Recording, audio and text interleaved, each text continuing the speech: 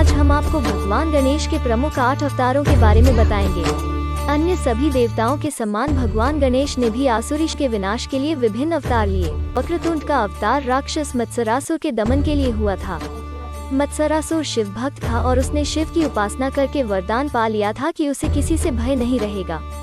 मत्सरासुर ने देवगुरु शुक्राचार्य की आज्ञा से देवताओं को प्रताड़ित करना शुरू कर दिया। उसके 2 पुत्र भी थे, सुंदर प्रिय और विषय प्रिय। ये दोनों भी बहुत अत्याचारी थे। सारे देवता शिव की शरण में पहुंच गए। शिव ने उन्हें आश्वासन दिया कि वे गणेश का आह्वान करें। गणपति वक्रतुंड अवतार लेकर आएंगे। देवताओं ने आराधना की और गणपति ने वक्रतुंड अवतार लिया।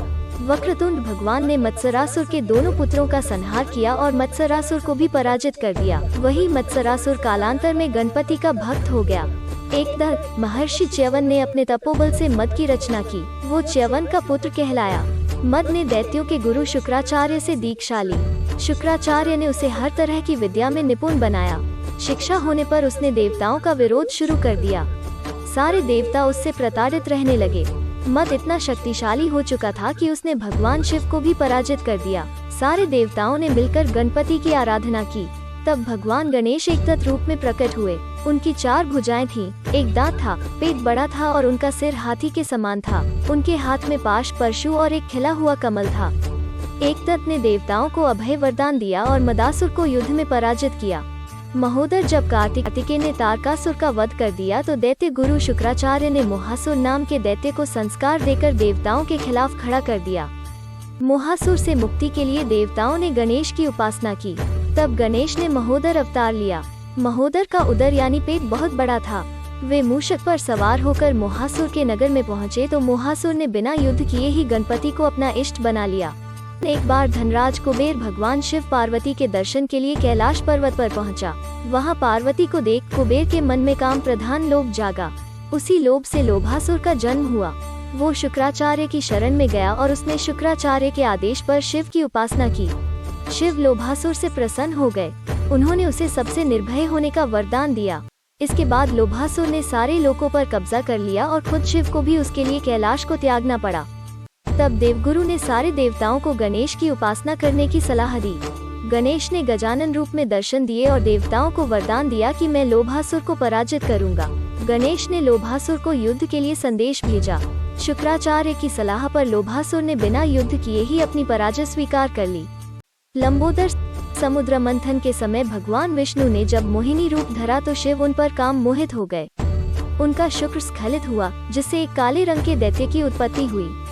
इस दैत्य का नाम क्रोधासुर था। क्रोधासुर ने सूर्य की उपासना करके उनसे ब्रह्मांड विजय का वरदान ले लिया।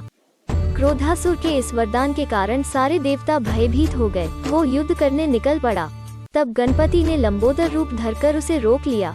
क्रोधासुर को समझाया और उसे ये आभास दिलाया कि वो संसार में कभी अजेय योद्धा नहीं हो सकता। क्रोधासुर ने अपना विजयी अभियान रोक दिया और सब छोड़कर पाताल लोक में चला गया। भगवान विष्णु ने जलंधर के विनाश के लिए उसकी पत्नी वृंदा का सतीत्व भंग किया। उससे एक दैत्य उत्पन्न हुआ। उसका नाम था कामासुर। कामासुर ने शिव की आराधना करके त्रिलोक विजय का वरदान पा लिया। इसके बाद उसने अन्य दैत्यों की तरह ही देवताओं पर अत्याचार करने शुरू कर दिए। तब सारे देवताओं ने भगवान गणेश का ध्यान किया। तब भगवान गणपति ने विकट रूप में अवतार लिया। विकट रूप में भगवान मोर पर विराजित होकर अवतरित हुए। एक बार पार्वती अपनी सखियों के साथ बातचीत के दौरान जोर से हंस पड़ी। उनकी हंसी से एक विशाल पुरुष की उत्पत्ति हुई।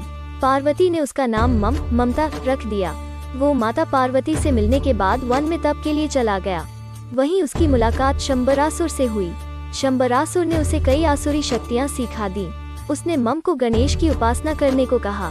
मम ने गणपति को प्रसन्न कर ब्रह्मांड का राज मांग लिया। शंबर ने उसका विवाह अपनी पुत्री मोहिनी के साथ कर दिया। शुक्राचार्य ने मम के तप के बारे में सुना तो उसे दैत्यराज के पद पर विभूषित कर दिया। ममासुर ने भी अत्याचार शुरू कर दिए और सारे देवताओं के बंदी बनाकर कारागार में डाल दिया। तब देवताओं ने गणेश की उपासना की। गणेश विघ्नराज के रूप में अवतरित हुए।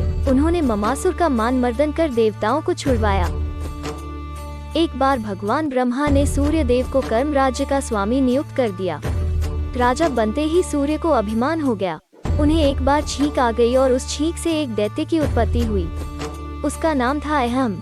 वो शुक्राचार्य के समीप गया और उन्हें गुरु बना लिया। वो अहम से अहंतासुर हो गया। उसने खुद का एक राज्य बसा लिया और भगवान गणेश को तप से प्रसन्न करके वरदान प्राप्त कर लिए।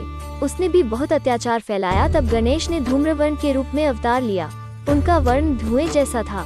वे विकराल थे। उनके हाथ में भीषण पाश था जिससे बहुत ज्वालाएं निकलती थीं। धूम्रवर्ण ने अहंतासुर का पराभव किया, उसे युद्ध में हराकर अपनी भक्ति प्रदानी।